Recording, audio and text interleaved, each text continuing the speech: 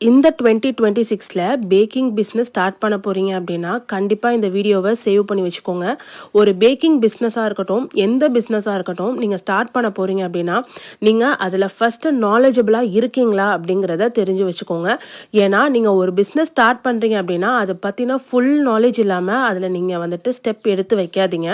Because நம்ம வந்து அத பத்தி தெரியாம நம்ம ஸ்டெப் எடுத்து வச்சுட்டோம் அப்படின்னா, நம்ம வந்து நடுவுலயே ட்ராப் அவுட் பண்ற மாரி ஆயிடும். ஸோ அது மாரி என்னைக்குமே நம்ம பண்ணக்கூடாது.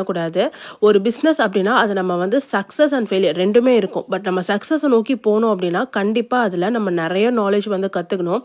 அப்பதான் அது வந்து நம்மளுக்கு ஒரு நல்ல குரோத் அண்ட் ரீச் வந்து குடுக்கும். 5 தடவ ஒரு ரெசிபி செஞ்சுட்டு, 6வது தடவ அத பிசினஸா கொண்டுட்டு போணும் அப்படின்னு மட்டும் நினைக்காதீங்க. பிகாஸ் நீங்க அந்த மாரி செய்யும்போது, அது கண்டிப்பா உங்களுக்கு வந்துட்டு ஒரு குரோத் வந்து குடுக்காது. ஏன்னா நம்ம கஸ்டமருக்கு ஒரு ப்ராடக்ட் குடுக்குறோம் அப்படின்னா, அது கண்டிப்பா அவங்க பே பண்ற அமௌண்ட்டுக்கு வொர்த்தபிளா இருக்கணும். ஸோ பிசினஸ பத்தி நல்லா தெரிஞ்சதுக்கு அப்புறமா பிசினஸ் வந்து ஸ்டார்ட் பண்ணுங்க. பேக்கிங் பிசினஸ்ல என்னலாம் பண்ணணும், என்னலாம் பண்ணக்கூடாது, இன்னும் எப்படிலாம் ஸ்டார்ட் பண்ணலாம் அப்படிங்கிறது எல்லாமே நெக்ஸ்ட் வீடியோல சொல்றேன்.